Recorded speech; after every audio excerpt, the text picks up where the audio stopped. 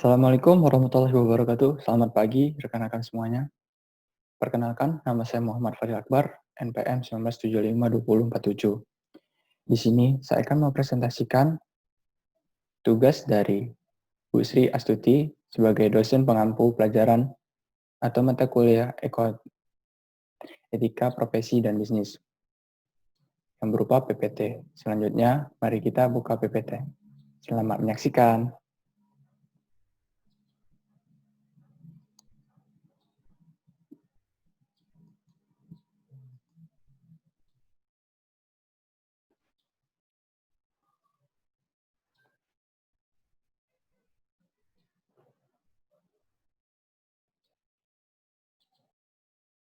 Yang pertama,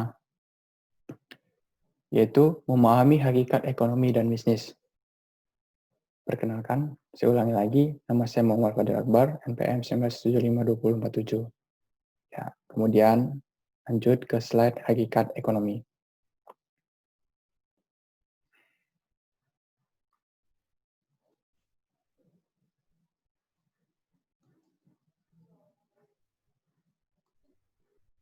Pengertian ekonomi.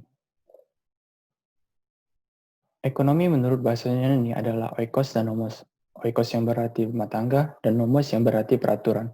Ekonomi dapat diartikan sebagai kegiatan manusia yang berhubungan dengan produksi, distribusi, dan konsumsi.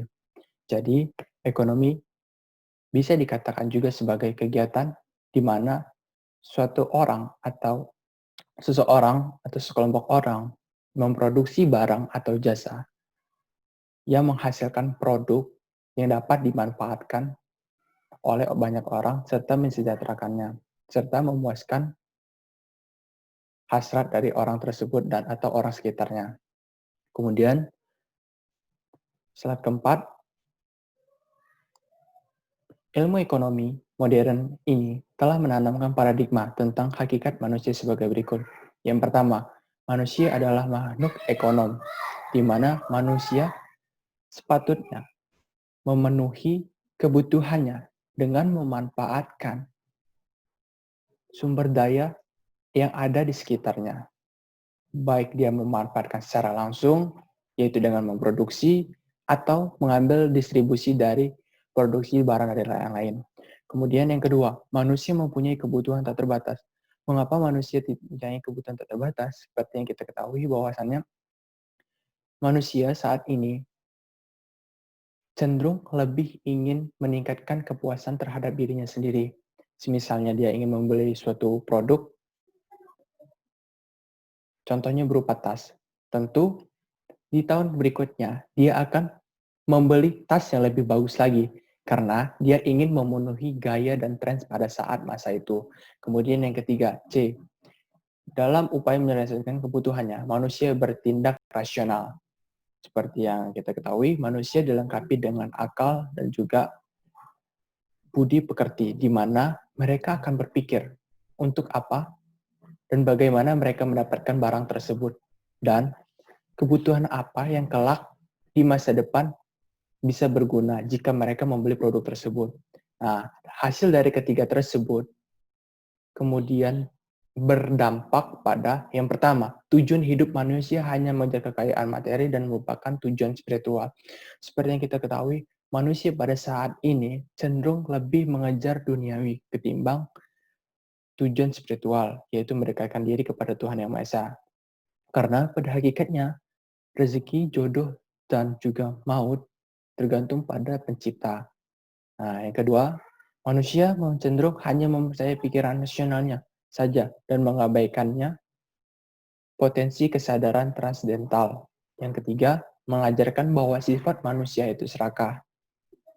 Seperti yang saya ucapkan pada poin ketiga tadi, manusia pada poin kedua, manusia mempunyai kebutuhan tak terbatas, yaitu apabila hari ini ingin membeli, besok akan membeli. Apabila melihat tren saat ini kurang menyenangkan, dan besok ada tren lagi, maka dia akan mewujudkan tren tersebut agar dia lebih tampil menarik dan juga lebih menawan dan elegan. Kemudian, slide kelima, etika dan sistem ekonomi. Sistem ekonomi dibagi menjadi tiga, yaitu sistem ekonomi kapitalis, sistem ekonomi komunis, dan sistem ekonomi Pancasialis. Kemudian, menurut para ahli, sistem ekonomi yang pertama, Gillarzo. Sistem ekonomi adalah keseluruhan tata cara untuk mengkoordinasikan perilaku masyarakat, produsen, konsumen, pemerintah, bank, dan sebagainya dalam menjalankan kegiatan ekonomi, produksi, distribusi, konsumsi, investasi, dan sebagainya. Sehingga terbentuk satu kesatuan yang teratur dan dinamis dan kekacauan dalam bidang ekonomi dapat dihindari. Yang kedua, Gregory Grossman dan M. Manu. Sistem ekonomi adalah sekumpulan komponen-komponen atau unsur-unsur yang terdiri dari atas unit-unit ekonomi serta lembaga-lembaga ekonomi yang bukan saja saling berhubungan dan berinteraksi, melainkan juga saling menopang dan mempengaruhi. Kemudian, dari kedua pendapat tersebut, dapat disimpulkan bahwasannya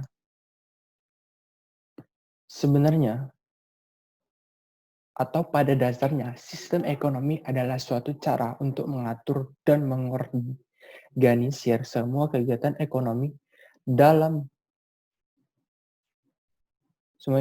anggota masyarakat, baik oleh pemerintah maupun pihak swasta, berdasarkan prinsip tertentu demi mencapai kemakmuran dan kesejahteraan. Yang ke-9, langsung saja sistem ekonomi kapitalis. Sistem ekonomi kapitalis adalah sistem ekonomi berdasarkan kebebasan seluas-luasnya bagi seluruh masyarakat dalam kegiatan perekonomian tanpa ada campur tangan dari pemerintah. Landasan dari sistem perekonomian ini bertujuan secara umum untuk mencari keuntungan pribadi tanpa adanya pihak lain yang perlu dipertimbangkan. Kelebihan dari sistem ekonomi kapitalis yaitu, satu, inisiatif dan kreativitas dapat dikembangkan. Yang kedua, tindakan selalu berdasar pada ekonomi, sehingga efisiensi dan efektivitas yang tinggi. Kemudian, kelemahannya, satu, kebebasan pasar menyebabkan persaingan untuk merebut pasar. Hal ini menimbulkan terbentuknya monopoli, kolusi usaha, dan konglomerasi sehingga mengancam pengusaha yang lemah. Yang kedua, mendorong semakin terlihatnya kesenjangan antara golongan ekonomi kuat dengan ekonomi yang lemah. Kemudian, contoh negara yang menerapkan dari sistem ekonomi kapitalis adalah Amerika, Inggris, Belanda, Prancis, dan Jerman. Dan untuk selanjutnya, saya mengambil contoh atau analisis kasus dari kapitalis negara Prancis, di mana negara Prancis ekonominya menggabungkan perusahaan pribadi ekstensif atau hampir 2,5 perusahaan terdaftar dengan intervensi atau campur tangan pemerintah substansial dalam kurung meskipun menurun. Pemerintah mempertahankan pengaruh terhadap bagian penting dalam sektor infrastruktur dengan kepemilikan mayoritas atas firma rel kereta api, listrik, pesawat terbang, dan telekomunikasi telah mengendurkan kontrolnya secara bertahap sejak tahun 1990-an. Pemerintah perlahan-lahan menjual saham di French Telecom, France juga industri asuransi perbankan dan pertahanan. Kemudian, untuk analisis dimensi ekonomi, yang pertama seperti yang kita ketahui, bahwasannya sistem di ekonomi kapitalis dalam dimensi bisnis atau dalam subbab dimensi ekonomi mempertahankan atau mencari keuntungan sebesar-besarnya tanpa memikirkan suatu pihak apakah mereka dirugikan atau tidak. Kemudian dimensi spiritual. Nah, sama pada poin paradigma tadi, di mana manusia cenderung lebih serakah dan lebih mengejar kekayaan duniawi ketimbang mendekatkan diri. Padahalnya atau pada kenyataannya, rezeki, mau, dan jodoh itu ada di tangan Tuhan Yang Maha Esa. Kemudian yang ketiga, dimensi etis, di mana dimensi etis tersebut mendorong untuk manusia agar lebih terpacu semangatnya dan lebih mengembangkan kreativitas dan juga inovasi, di mana tidak ada mereka yang istilahnya bertele-tele atau bermalas-malasan dalam hal bekerja. Dan ini tentunya akan membuat motivasi tersendiri. Kemudian dimensi sosial. Untuk dimensi sosial mungkin kapitalis lebih tidak memikirkan dampak daripada hal yang ditimbulkan. Bersama dengan dimensi ekonomi ya tadi. Tapi kalau dimensi ekonomi, dia lebih cenderung mencari laba atau keuntungan sebesarnya. Tetapi kalau dimensi sosial ini lebih cenderung pada dampak yang ditimbulkan dari pencapaian laba tersebut. Semisalnya, apakah ada konflik antara interaksi sosial antara manusia dengan atasannya atau karyawan dengan karyawannya. Kemudian yang selanjutnya, sistem ekonomi sosialis. Sistem ekonomi sosialis adalah sistem ekonomi yang digerakkan secara sentral oleh pemerintah. Artinya, semua kegiatan perekonomian dari pusat hingga rakyat kecil disesuaikan dengan komando pemerintah. Maka dari itu yang berhak membatasi aktivitas ekonomi rakyat adalah pemerintahannya dengan regulasi dan kebijakan tertentu. Biasanya sistem semacam ini dianut oleh negara berhaluan komunis seperti RRC, Rusia, dan semacamnya. Kemudian, kelebihan dari sistem ekonomi sosialis atau komando yaitu satu, mudah mengendalikan harga dan pemerataan.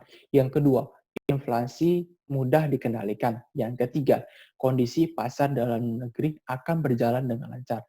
Kemudian kekurangannya itu adalah penjatahan sering menjadi kebutuhan dan solusi. Yang kedua, ini akan menghambat inovasi dari masyarakat. Contoh negara yang menerapkan adalah Cina, Korea Selatan, dan Kuba. Selanjutnya, contoh atau analisis dari penerapan sistem ekonomi sosialis ini saya mengambil contoh dari negara Kuba. Negara Kuba merupakan negara dengan sistem ekonomi sosialis. Kuba pertama, Kuba yang membuka bisnis pariwisata. Berbicara di depan Majelis Nasional Kuba, Raul atau adiknya Fidel Castro menyebut kebijakan terbarunya sebagai sesuatu yang tidak bisa ditarik kembali. Bahwa bisnis swasta kini bisa bernapas lega dan negara sosialis ekonomi itu pun siap merebut keberhasilan. Jika mau mengingat apa yang terjadi di Kuba beberapa tahun terakhir, kebijakan ini layaknya suatu gebrakan. Selama ini, pemerintah Kuba menguasai semua sektor ekonomi. Sistem ekonomi terpusat berlaku mulai dari aktivitas bank hingga pertanian. Beberapa analisis menilai kebijakan terbaru Raul akan menghadapi beberapa kendala. Kebijakan tersebut memang terdengar baik, tetapi dampaknya pemerintah bakal sulit mengupayakan lebih dari itu. Kalau kebijakan itu disebut kepersiapan untuk memajukan ekonomi, pemerintah mesti kerja ekstra keras karena Kuba kerap dilanda krisis likuiditas yang cukup parah. Nah, selanjutnya, dimensi ekonomis. Seperti yang kita ketahui kalau dimensi ekonomi pada sistem ekonomi sosialis ini menuntut kita atau cenderung semua ekonomi makro ataupun mikro diatur oleh kekuasaan pemerintah. Nah, hal inilah yang menyebabkan adanya kesenjangan ekonomi atau kesenjangan perbedaan taraf pendapatan antara si kaya dan si miskin, di mana apabila mereka di bidang atau di perusahaan yang mempunyai pemegang alih atau istilahnya komandonya terpusat, maka mereka akan kekayaannya akan bertumpuk pada ekonomi terpusat saja, misalnya dari pemerintah pusat. Tetapi untuk pemerintahan di bawahnya, ekonomi tersebut mulai berangsur semakin turun. Karena apa? Karena ekonomi yang dari bawah akan memusatkan perhatiannya kepada ekonomi terpusat. Kemudian dimensi spiritual. Nah, tentunya hal ini akan seperti yang hampir sama seperti sistem ekonomi kapitalis, yaitu di mana hak dari manusia untuk bekerja dan untuk menafkahi kurang tersalurkan, dan juga di mana manusia selayaknya insan yang berakal yang diciptakan oleh Tuhan untuk itu. Di sini fungsinya terbatas dan cukup kaku.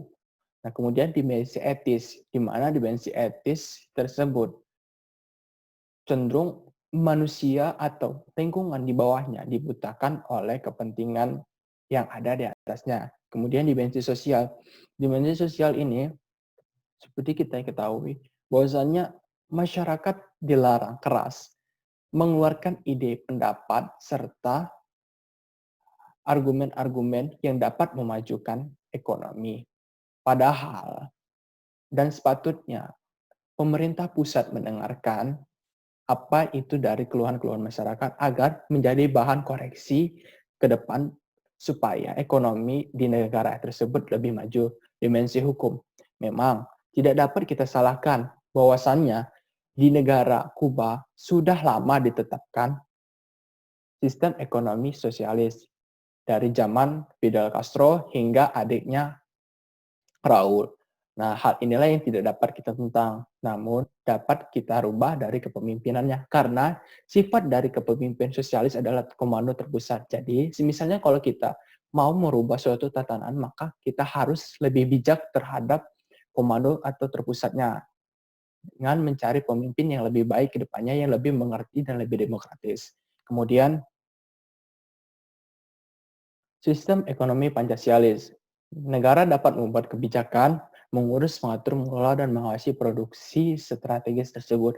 Jika kekayaan tersebut dibiarkan begitu saja, jatuh pada pihak yang salah, maka kemakmuran masyarakat dalam memperjuangkan tersebut sulit terwujud. Ekonomi Indonesia kini banyak ditopang oleh industri dan perdagangan dengan fokus mayoritas sektor ekspor. Mungkin itu sebabnya pula sekarang Indonesia didorong untuk masuk industri 4.0 dan banyak usahawan yang bermunculan. Nah, sistem ekonomi Pancasialis ini, seperti yang kita ketahui bahwasannya Indonesia memegang teguh atau beri ideologi Pancasila, di mana pada sila pertama ketuhanan yang Maha Esa, yang kedua kemanusiaan yang adil dan beradab, ketiga persatuan Indonesia, keempat kerakyatan yang dipimpin oleh hikmat kebijaksanaan dalam permusyawaratan perwakilan, kelima keadilan sosial bagi seluruh rakyat Indonesia. Nah, jadi sistem ekonomi Pancasila bertujuan bertujuan untuk mewujudkan dari kelima sila tersebut. Kemudian,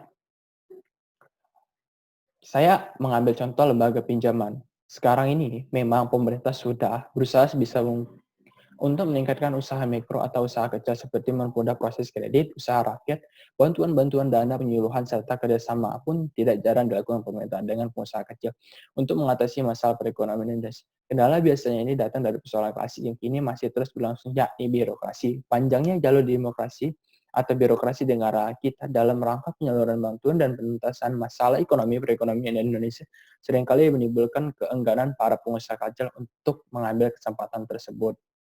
Nah, di dimensi ekonomi, seperti yang kita ketahui bahwasanya masyarakat lebih cenderung aktif dan berinovasi serta kreatif dalam mengembangkan usahanya, bisa dari perdagangan, penjualan, nelayan, atau di bidang agraris. Seperti yang kita ketahui bahwasannya lebih dari 50% negara Indonesia bermata pencarian sebagai petani. Kemudian, dimensi ekonomi tersebut inilah yang mendorong untuk Indonesia lebih maju ke depannya. Karena apa? Dimensi ekonomi Pancasila ini lebih aktif dan lebih menyongsong kemakmuran masyarakat dalam mengembangkan ekonominya.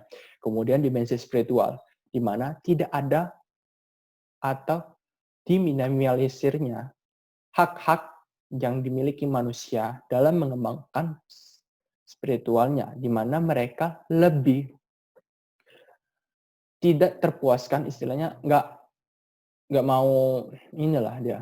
Mereka bisa lebih fokus untuk ibadah dan juga untuk mencari pekerjaan karena di sini mereka tidak dituntut untuk mencapai suatu target, tetapi mereka di sini dibebaskan untuk berkreasi dan berinovasi. Jadi tentunya ada peranan penting antara dimensi spiritual dan ekonomi sehingga kedepannya dimensi ekonomi dan spiritual ini dapat mewujudkan kesejahteraan bagi Indonesia. Kemudian dimensi etis, di mana memang pada penerapannya dimensi etis tersebut masih banyak kaum yang dilakukan atau kaum yang dibodohi dan juga ditipu karena keterbelakangan mental atau bisa dikatakan kurangnya pendidikan yang diterima mereka. Dan untuk dimensi sosial, dalam sistem ekonomi Pancasila ini, dimensi sosial sangatlah berpengaruh. Karena apa? Dimensi sosial seperti yang kita ketahui, bahwasanya apabila masyarakat diberi kebebasan berinovasi, kreatif, dan segala macam, yang menuntut jiwa mereka untuk lebih maju lagi, tentunya hal ini akan mempererat interaksi antara atasan atau sekelompok orang dengan sekelompok orang yang akan menjamin keikatan silaturahmi sehingga bisa menjalin hubungan kerja dan lain-lainnya. Kemudian dimensi hukum. Seperti diketahui, kalau dimensi hukum, nah di sini adalah kelemahan dari dimensi hukum, di mana dimensi hukum pada Indonesia saat ini cenderung lebih tajam ke bawah, sedangkan tumpul ke atas. Seperti kita ketahui, dimensi hukum pada kegiatan seperti OJK dan lainnya masih kurang, terutama di bidang birokrasi, di mana tidak adanya sistem keamanan yang cukup ketat dan juga analisis bagaimana alur dari pendaftaran, semisalnya kita ingin meminjamkan suatu dana ke lembaga peminjam dana seperti OJK dan juga bank lainnya.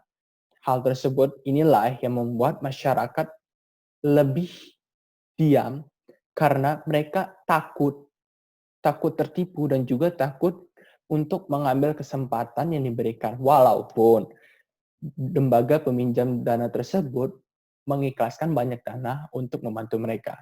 Karena tadinya tidak ada transparansi dan juga tidak adanya birokrasi yang jelas pada sistem ekonomi Pancasialis tersebut. Kemudian, kesimpulannya, pada umumnya, praktik sistem ekonomi sama-sama bertujuan meningkatkan pendapatan negara dan juga mensejahterakan rakyat. Namun, perlunya aturan yang diperbuat lembaga yang akuntabilitas dan rasa responsibility sangat lebih bermanfaat ketimbang suatu negara hanya memprioritaskan satu sisi saja.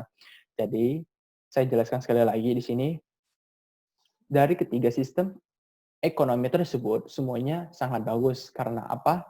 Mereka di sini mensukseskan atau mensejahterakan kehidupan rakyat. Tapi perlu ditekankannya lagi, kepercayaan dan tanggung jawab pemerintah terhadap rakyat sangatlah menentukan kehidupan ke depan bagaimana negara tersebut berkembang dan maju. Jadi, untuk ke depan, negara kita bisa lebih mewujudkan birokrasi yang lebih mantap, baik dari jalur pendaftaran, baik dari jalur pendaftaran, hingga pemberian dana tersebut agar tidak ada timpang tindih antara dana yang disalurkan dengan kepentingan manusia yang hanya mementingkan kepentingan sendiri. Sekian dari saya, semoga dapat diambil manfaatnya. Kemudian, Assalamualaikum warahmatullahi wabarakatuh.